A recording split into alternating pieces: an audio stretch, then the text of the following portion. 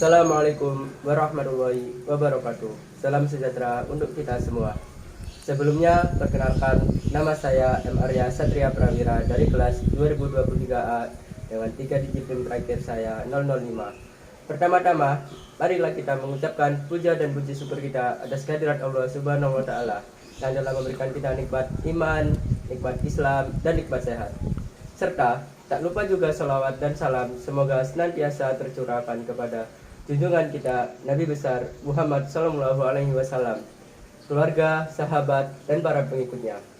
Tidak lupa juga saya mengucapkan kepada yang terhormat Ibu Riri Rengganis SHUM sebagai dosen pengampu mata kuliah Bahasa Indonesia dan teman-teman semua yang saya cintai.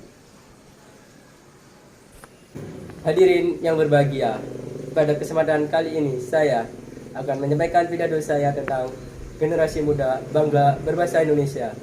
Bahasa Indonesia adalah bahasa pemersatu bangsa Indonesia. Bahasa ini lahir dari perjuangan panjang para pahlawan bangsa kita yang memperebutkan kemerdekaan bangsa Indonesia.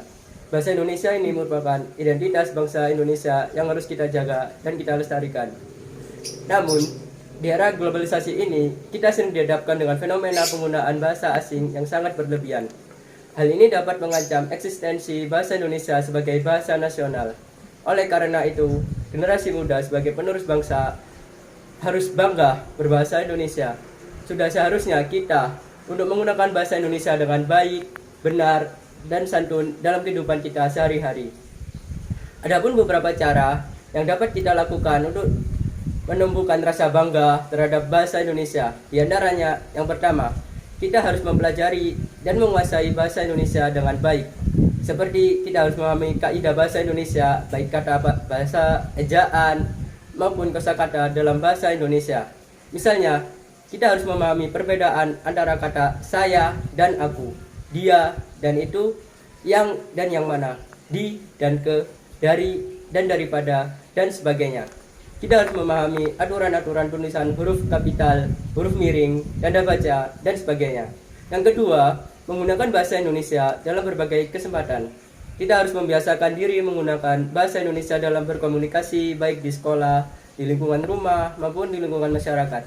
Seperti salah satu contoh, kita harus menggunakan bahasa Indonesia dalam percakapan sehari-hari, seperti berbicara dengan teman, di lingkungan sekolah masyarakat, dan di tempat-tempat umum. Dalam menulis surat, kita harus menggunakan bahasa Indonesia, dan dalam membuat laporan dan berbicara di tempat umum. Yang ketiga, yaitu mencintai dan menghargai karya sastra Indonesia. Kita harus membaca dan mengapresiasi karya sastra Indonesia seperti puisi, novel, cerpen, dan drama.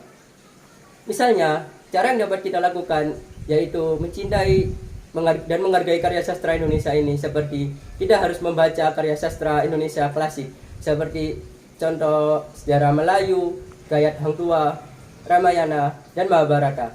Dan kita juga harus membaca karya-karya sastra Indonesia modern seperti karya Pramudia Anantatur, Chairil Anwar, seperti Djoko Damono. Hadirin yang saya hormati, selain hal-hal yang telah disebutkan di atas tadi, kita juga dapat menumbuhkan rasa bangga terhadap bahasa Indonesia dengan cara mendorong penggunaan bahasa Indonesia di media massa dan di ruang publik.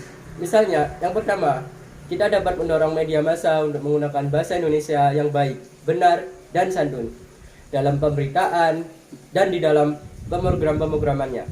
Kita juga dapat mendorong pemerintah, swasta untuk menggunakan bahasa Indonesia dalam papan nama, iklan, dan sarana publik lainnya. Yang kedua, yaitu meningkatkan kualitas pendidikan bahasa Indonesia. Misalnya, kita dapat mendorong pemerintah untuk meningkatkan anggaran pendidikan bahasa Indonesia. Kita juga dapat mendorong para guru untuk meningkatkan kompetensinya dalam mengajar bahasa Indonesia.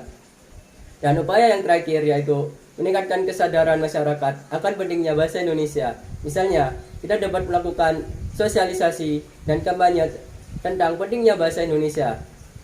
Kita juga dapat memberikan penghargaan kepada masyarakat yang menggunakan bahasa Indonesia dengan baik, benar, dan santun.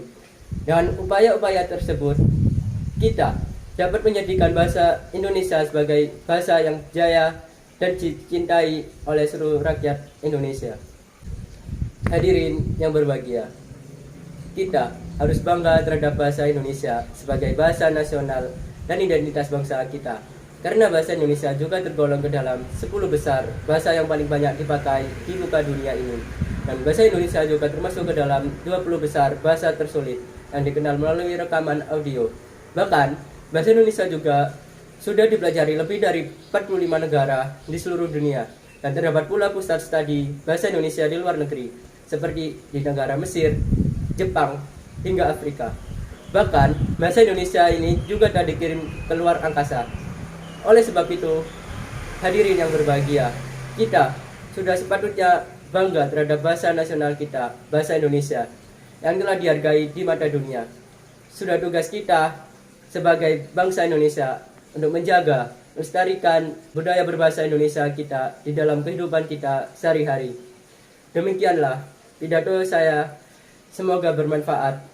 Mohon maaf apabila ada kekurangan dan kesalahan saya di dalam pidato saya tadi. Sekian dan terima kasih. Wassalamualaikum warahmatullahi wabarakatuh.